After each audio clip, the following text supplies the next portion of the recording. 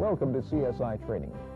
Here at CSI, we are seriously committed to helping you achieve your goals in your reliability-based maintenance programs using predictive and other proactive maintenance methods.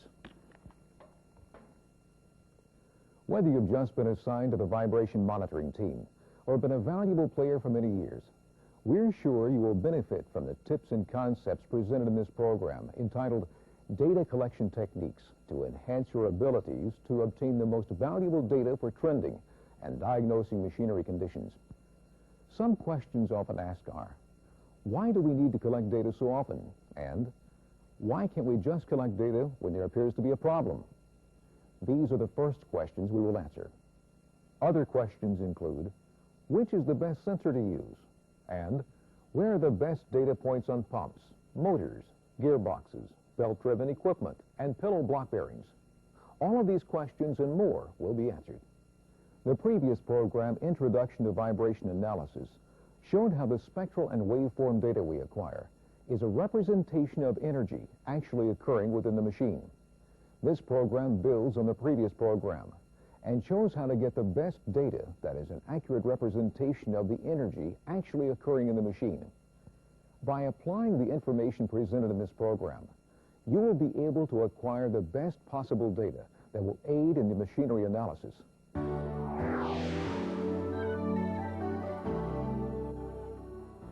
Although vibration monitoring has been done in various ways for many decades, it is only in the last few years that routine vibration monitoring has been widely used. With the advent of portable data collectors and PCs, came the ability to acquire and store spectral and waveform data. Vibration monitoring programs have proven effective in reducing overall costs for industrial plants. Since vibration monitoring can indicate the health of a machine, these predictive maintenance programs, or PDM programs, can prevent machinery damage and costly delays caused by unforeseen machinery failure. There are two concepts for monitoring equipment like this. The first is, only collect data when a problem is suspected, and at that time do an in-depth immediate analysis.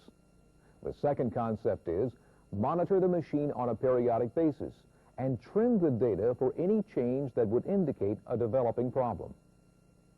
Analyzing a machine only after a problem has been detected seems to be a logical, labor-saving concept. The drawback to this is, we may never know there is a problem until a failure is imminent or has already occurred. The damage caused is often much more severe and costly to repair than problems corrected at an earlier stage. However, when a machine is routinely monitored on a periodic basis, variances in the data indicate changes in the machine. These changes can be analyzed, and the problem can be determined, allowing ample time for ordering parts and scheduling a downtime. In summary, routine periodic data collection and analysis yields increased uptime, decreased maintenance and repair costs, increased lead time, as well as a trend useful for determining machinery life expectancy.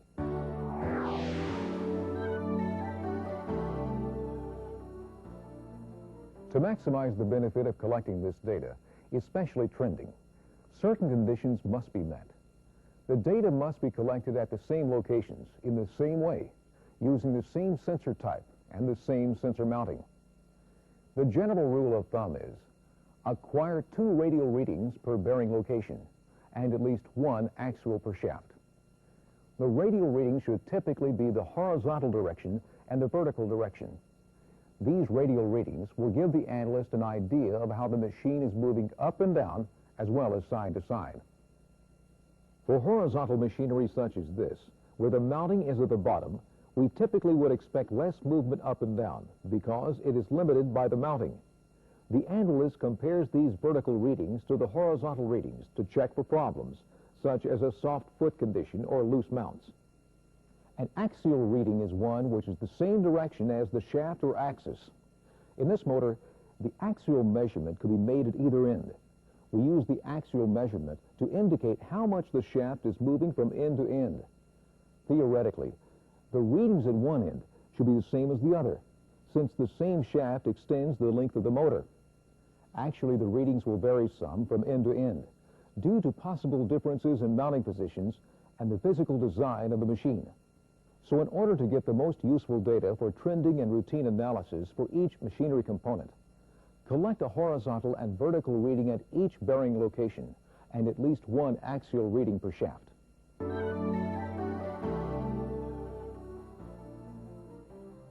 Some suggestions should be made regarding the location of collection data points.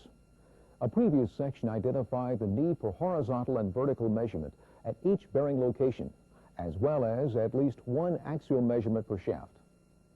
The magnet with two poles can be used on a wide variety of surfaces. If the machine has a smooth area, such as this one has, the magnet mount can be placed directly on it. The outboard end of this motor poses a special problem.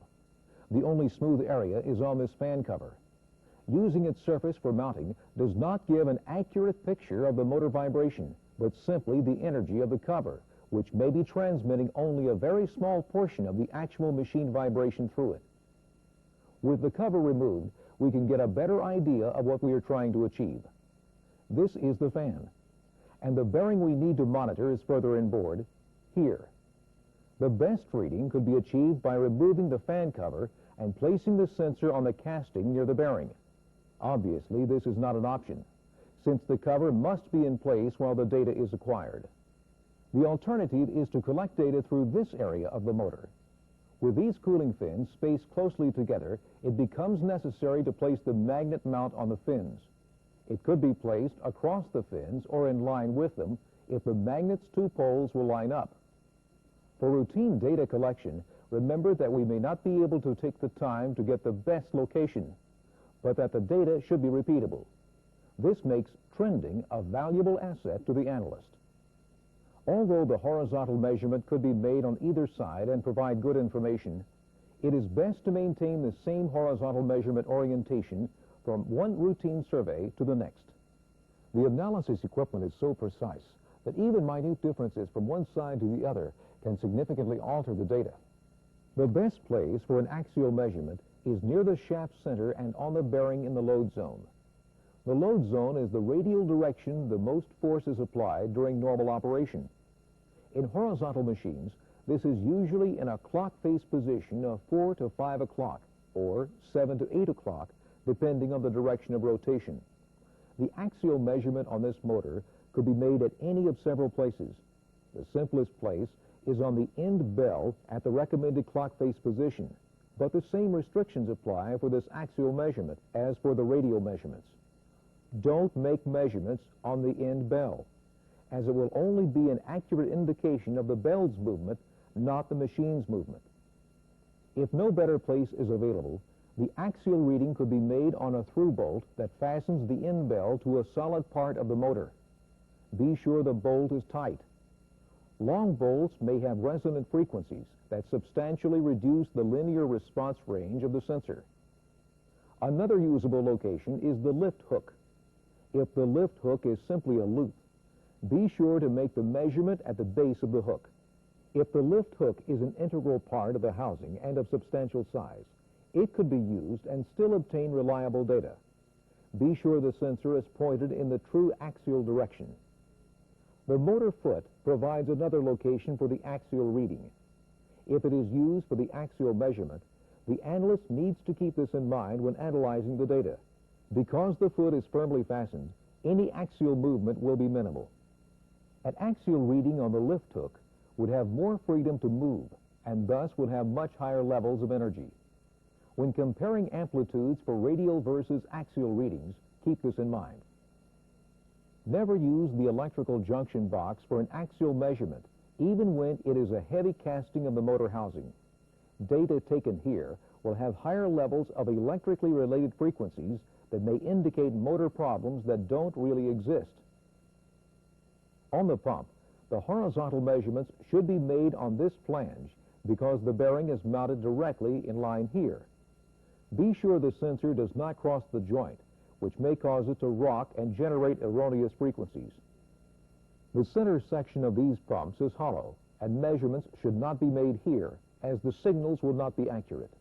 The outboard bearing is located in this area, and the horizontal readings should be made here.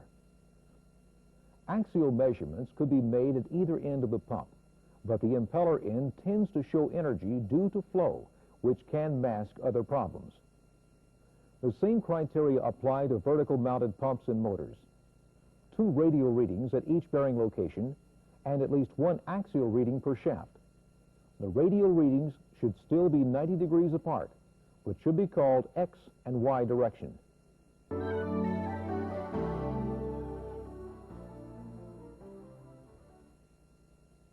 Machines that use pillow block bearings require another measurement to accurately diagnose certain problems.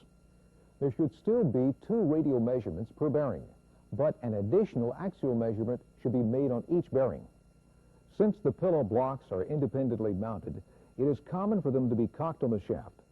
The axial measurement is a good indicator of this problem, as well as early bearing wear due to heavy axial thrust. Pillow block bearings on shafts like this may be inaccessible due to guards, covers, or simply be out of safe reach. If the guard is mesh, the long stinger may be used to reach through it for the radial measurements. Although the stinger or long probe does not provide the best data, it is still far better than no data. However, it is important to collect an axial measurement on each pillow block bearing, and the guards or covers often prevent that. A better way to measure the covered pillow block bearings is to install a hatch door so that a magnet mount sensor can be used. The linear frequency range will be increased substantially to be sure to catch bearing degradation. Oftentimes, the pillow block bearing has rounded surfaces that cause the magnet-mounted sensors to rock. In cases like this, it is better to install a mounting pad for the sensor. The best way to measure guarded pillow block bearings is to install permanent sensors at the measurement locations. These sensors are then wired into a panel that has terminals for B and C cable connections. The measurements can be made without compromising safety or data quality.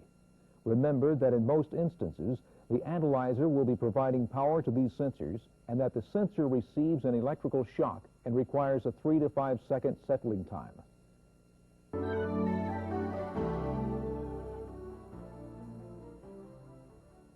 Belt-driven equipment has special considerations for selecting the measurement locations. Although the common rule of 2 radial readings and 1 axial per shaft still applies, it is the orientation of the radial readings that varies depending on machine design.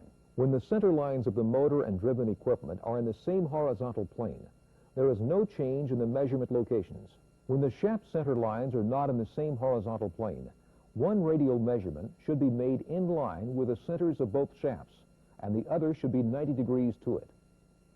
This inline measurement is also the direction of belt tension and is used to indicate eccentricity or excessive runout in the sheave as well as a bent shaft. The perpendicular or 90-degree measurement better determines sheave misalignment and belt resonance. It is important to acquire good axial measurements to confirm misaligned or bent sheaves. The same recommendations should be followed for these axial measurements as axial measurements on any other machine. Although the next video program in this series discusses gearboxes in depth, here we will cover the best measurement locations for them. Gearboxes have high-frequency occurrences that require exceptional data collection for proper analysis.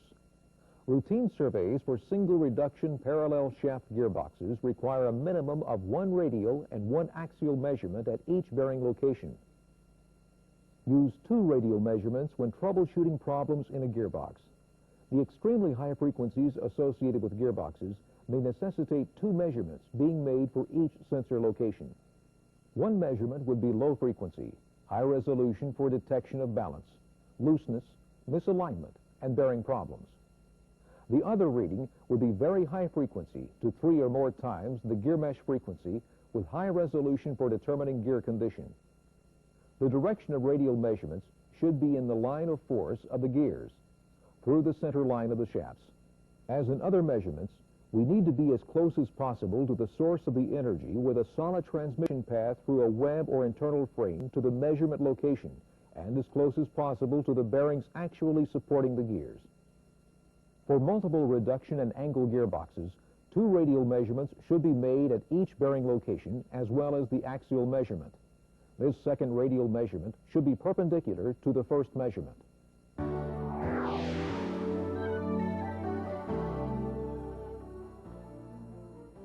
In order to get the best data, we need to understand some facts and limitations of the various sensors. Each of these sensors or transducers has distinctive characteristics that may make it more desirable than another for a specific application. All of these transducers are either piezoelectric velocity transducers or accelerometers. Their size, sensitivity, and linear frequency range are the primary differences. Here, we will focus on accelerometers. Inside these accelerometers is a piezoelectric crystal. This means the crystal is under pressure, and when an electric current is applied, the output voltage changes with a change in pressure. The change in pressure is produced by the vibration of a machine impacting the sensor. The analyzer reads this voltage output and stores it as your data. Because of the orientation of the piezoelectric crystal in the sensor, it is very directional. Typically, 95% of all the energy the sensor picks up is directly in line with the sensor. Only 5% of the vibration data is from a lateral direction. Because the transducer's sensitivity is very directional, it is important to get the data that will be of most benefit. In this machine, as well as most machines, we are interested in the energy generated by the rotating shaft. The rotating shaft transmits the energy due to misalignment, unbalance, bearing failures, and other faults to the casing. The sensor should be pointed directly to the center line of the shaft in order to pick up the most information from rotational energy. In order for the energy to get from the shaft to the sensor, there must be a good solid path to the sensor. The cover on the inboard end of this motor has reinforcing vanes molded into the casting. These will transmit energy from the bearing location to the sensor with little loss.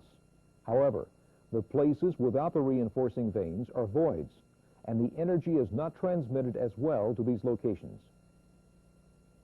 If you know the internal structure of the machine, collect the data where there will be a good solid path to the transducer. We need to use the characteristics of the sensor to maximize our results. Other limitations are built into the transducers that affect our data. One of these limitations is the linear frequency response range. Sensors are designed to function well in certain frequency ranges. This spectrum from a sensor mounted on a shaker table shows its linear or stable frequency range to be from approximately 2 Hertz to 10,000 Hertz. Frequencies below 2 Hertz or above 10,000 Hertz would not be accurate in amplitude. Another sensor must be used that is linear in those ranges for amplitude accuracy. Although a sensor is designed to perform well within its stated frequency ranges, there are resonant frequencies unique to the method of mounting the sensor that greatly affects its linear response range. A resonant frequency is a frequency that an object likes to vibrate at. Every object has at least one resonant frequency. When this tuning fork is struck, it will vibrate at a frequency that is dictated by its design.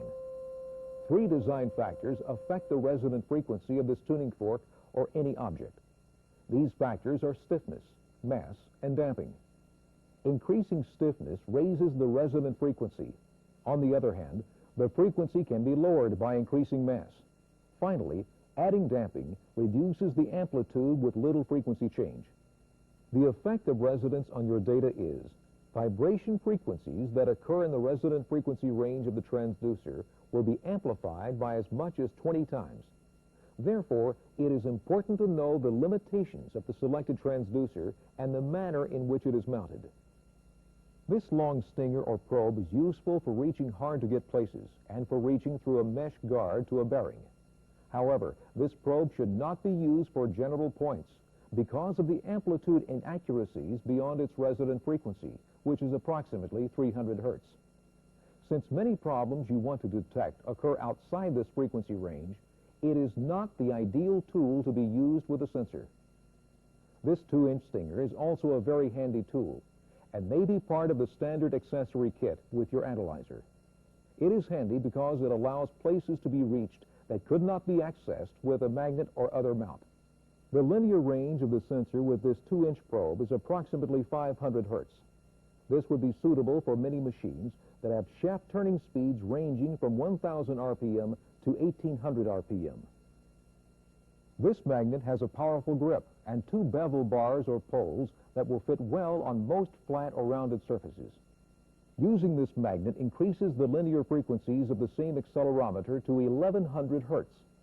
Therefore, it can be used acceptably on shaft speeds to 3600 or 5000 RPM and acquire the data you need. This small magnet has a flat surface for mounting. To avoid erroneous data due to unstable mounting, it should be used only on flat surfaces. The linear range of the same sensor with this magnet mount increases to 1600 hertz and makes it even more desirable if the mounting surfaces are flat. There are instances when even this frequency range is not high enough. When a coupling fluid is used between the sensor and the magnet and machine, the linear response range is increased in this accelerometer to 5000 hertz with less than a 10% variance. Typical coupling fluids can be a light oil or grease or even petroleum jelly. All of these magnets provide a greater frequency response range than either the 8-inch stinger or the 2-inch stinger. Another benefit of the magnets over the stingers is they hold themselves on with the same force time after time to give you greater repeatability for your data month after month. Studies have shown that data varies substantially depending on the pressure used with a stinger. When data is collected by different personnel, the data varies even more, which makes trending data risky at best. For this reason, it is often difficult to get good repeatable data with handheld mountings. This Quick Connect sensor mounting has the benefit of being placed at exactly the same location from one survey to the next, and it goes in place quickly. The response curve is linear over a longer frequency range and even exceeds the magnet mounts. Another method of mounting sensors is to stud mount the sensor in a pre-drilled, pre-tapped hole. This mounting method provides the greatest linear response range and will give the best, most accurate, repeatable data. Whether your sensor mounting is a stinger, magnet, Quick Connect, or stud mount, collect your data using the same sensor type, the same sensor mounting, and the same locations time after time.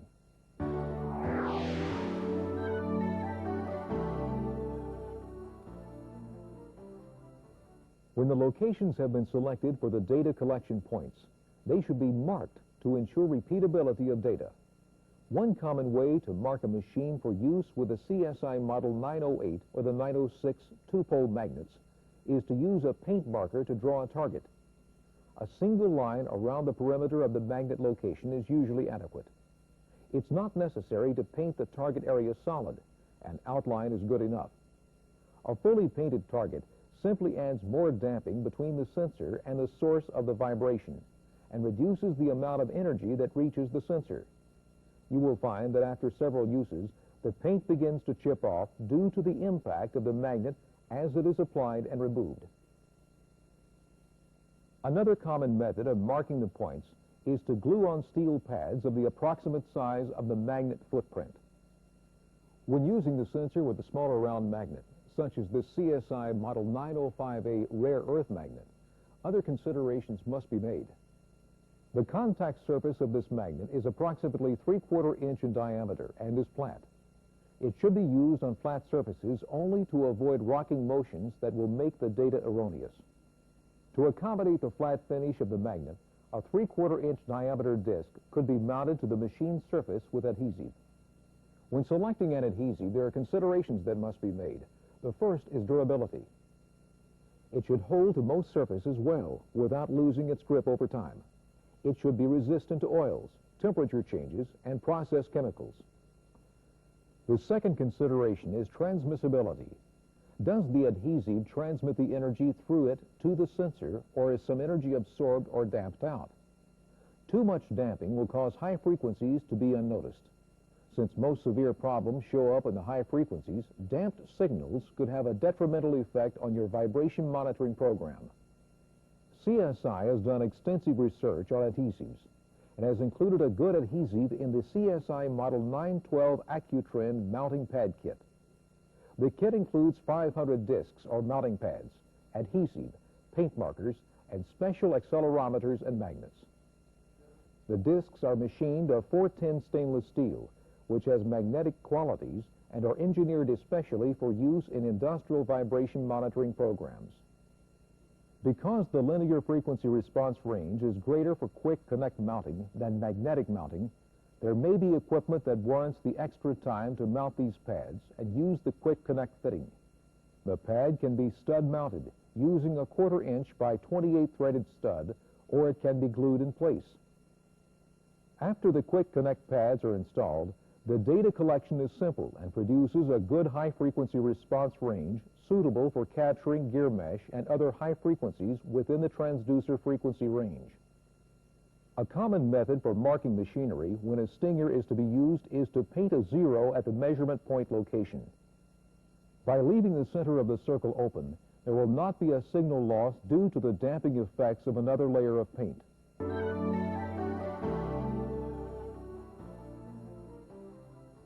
Ensure repeatability of your data collection by marking the machinery.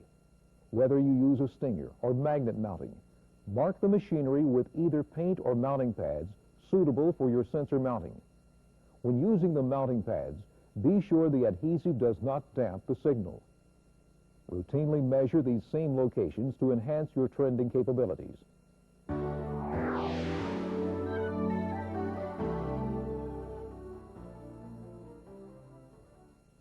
With the predefined routes of machines and measurement loaded in the analyzer and the machines marked, data collection will progress quickly. However, there are certain cautions and considerations that should be made to ensure the data acquired is good. The first consideration is to view the data live as it is collected. This will allow you to make a quick check that the data looks reasonable, and you may be able to diagnose problems as you collect the data.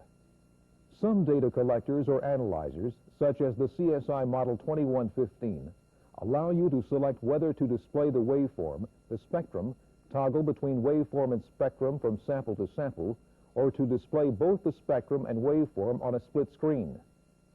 Select the display that benefits you most.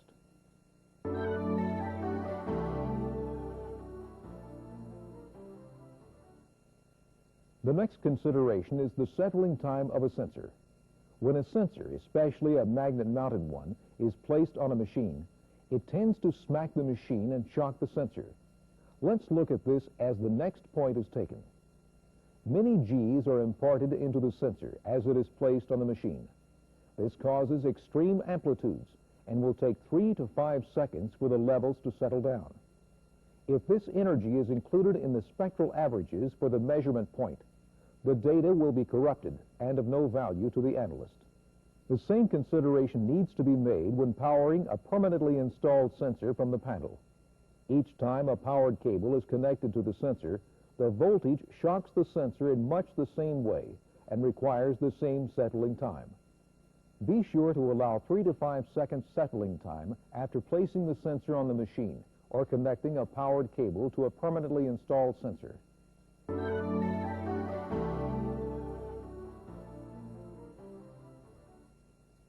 Another common data corrupter is the effects of triboelectric noise. All this means is slight movements of the cable during data collection produce changes in the way signals travel through the cable, and these changes are magnified by the signal processing. Let's look at the effect of cable movement during data collection. Notice the sudden rise in energy at the low-frequency end of the spectrum. This is often referred to as a ski slope because of its shape, but is commonly due to triboelectric noise or cable movement. The ski slope is especially common when data is acquired with a stinger because of the slight continual movement of the hand and cable. During data collection, be sure to avoid cable movement, as that may add a ski slope to your data, causing unusually high readings.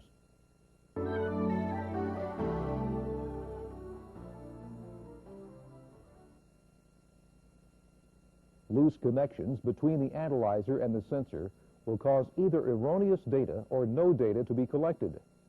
Bad data is recognizable at least 3 different ways. The simplest is to pay attention to the displayed message after each point has been collected. If the message is bad reading, then stop to determine where the problem may be. The bad reading message is triggered by the value specified for the valid range of the sensor. The validity limits for the sensor are set in the measurement point definition. The limits can be set for the upper and lower limits. Remember that these limits are the output units of the transducer, such as displacement, velocity, and acceleration.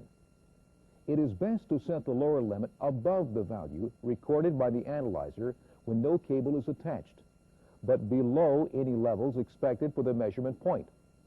Usually 0.003 for velocity measurements is appropriate. Make the second check when a measurement point is complete. Look at the status and compare the overall value to the previous reading.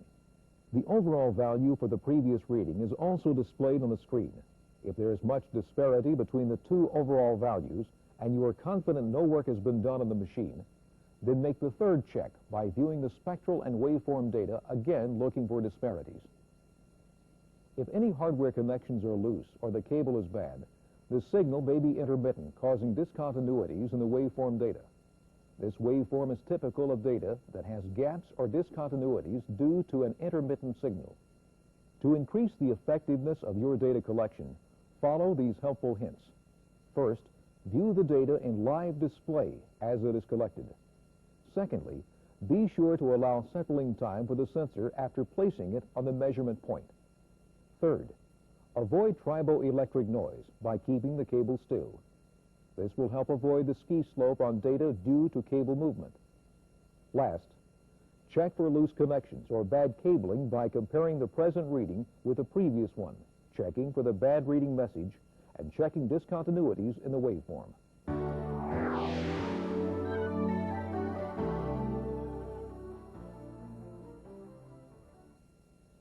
There are certain key steps to do when an alarm is triggered. First, determine which frequency range or ranges are in alarm by pressing the page key and view the listing of the parameters. The alarmed parameters will be highlighted. Press the page key again to display the spectrum and make note of the frequency ranges that alarmed. View the waveform to confirm any possible preliminary diagnosis. Next, acquire another spectrum with higher resolution and perhaps focusing on the frequency ranges that alarmed. This high resolution will help pinpoint the source of the problems by separating combined peaks into discrete frequencies. After viewing this new data, be sure to store it so it will not be erased when the next measurement is made.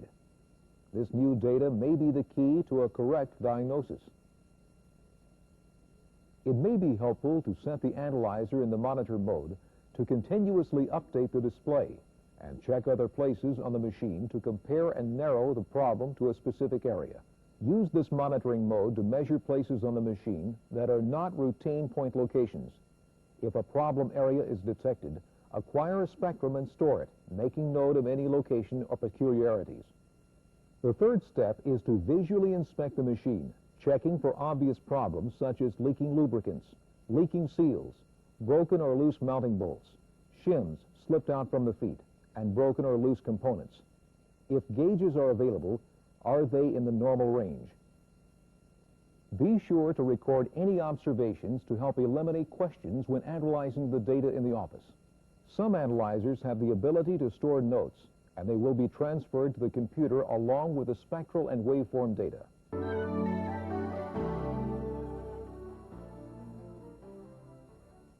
To summarize, when an alarm is triggered, verify that the data looks accurate and acquire a high-resolution spectrum to store with the point. The monitor mode is useful to check other parts of the machine.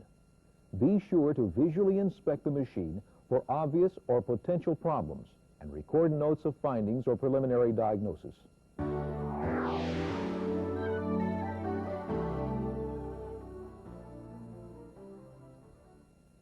When measurement points are out of reach or are unsafe for personnel because of temperature extremes or environmental considerations, they can often be accessed by using the fiberglass extension pole with a strong magnet mount, such as the CSI 906 or 908 super magnet on the sensor.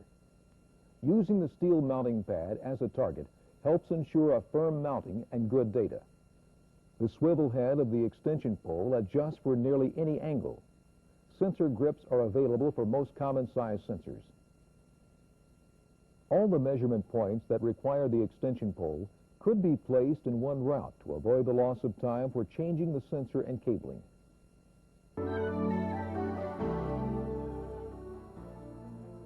In the nuclear industry, measurements can be made on radioactive machines and minimize your exposure to radiation by using the extension pole. The ALARA considerations of keeping your radiation exposure as low as reasonably achievable are enhanced because the exposure is reduced exponentially by increasing the distance. Tripling the distance cubes the reduction to radiation exposure. Oftentimes, the full dress is reduced to extremity protection because of the ability to extend your reach and reducing radiation exposure.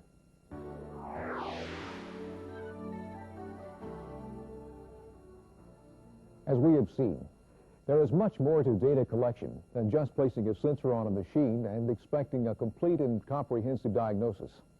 To acquire the best data for the most complete diagnosis, we need to know the limitations of the sensor, determine the measurement locations that provide the best path of transmission, and mark the machinery to ensure repeatability. During data collection, allow for settling time and avoid cable movement. When an alarm is triggered, collect high-resolution data and take notes of any observances. Never leave in the field what you may need in the office. Thank you for selecting CSI for your technology and product-specific training needs. We look forward to assisting you in your future endeavors.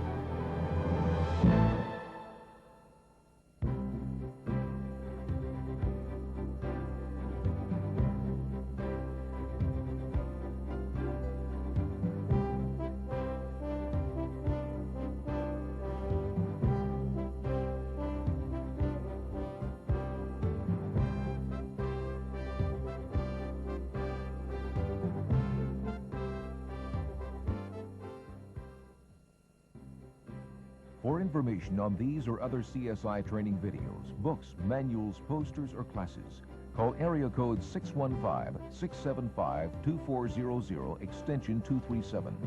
CSI Training offers state-of-the-art benchmark training for 28 different courses, more than 200 times a year in Knoxville, Houston, regionally and internationally, on topics including single and multi-channel vibration analysis, slow speed analysis, oil analysis, thermography, acoustic analysis, as well as product-specific classes. Other courses include correction technologies such as alignment and balancing and root cause failure topics. CSI Training is also recognized as the leader in industry certification, offering multi-level development and certification paths for various crafts and skills in the PDM and RBM field.